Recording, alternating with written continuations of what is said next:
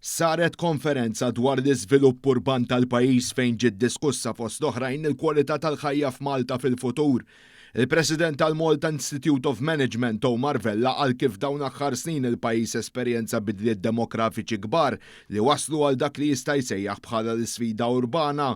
Ġie notat kif il-Gvern qed jindirizza din l-isfida biżvilupp ta' spazji ġodda, restawr ta' ġonna, trasformazzjoni ta' żoni abbundanti f'żoni ħodor, it-tieni interconnector u l-modernizzazzjoni tas-sistema tad-distribuzzjoni tal-elettriku u l-provvista tal-ilma.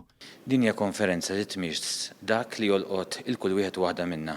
Tolqot ukoll u tiżżewweġ mal-viżjoni 2050 tal-Gvern u għaldaqstant aħna ħassina l-importanza li nindirizzawha li nġibu il-nies prinċipali li huma fis-settur ta' dak li huwa l-urban tagħna biex naraw għada fejn qegħdin illum u fejn iridu mmorru għada. L-importanza tagħha hija biex jekk il-viżjoni 2050 tiġi implementata, jekk għada jkun hemm sostenibilità, irid ikollna pjan. Preżenti għal din il-konferenza kien hemm ukoll il-Ministru responsabbli mill-Infrastruttura Chris Bonnet.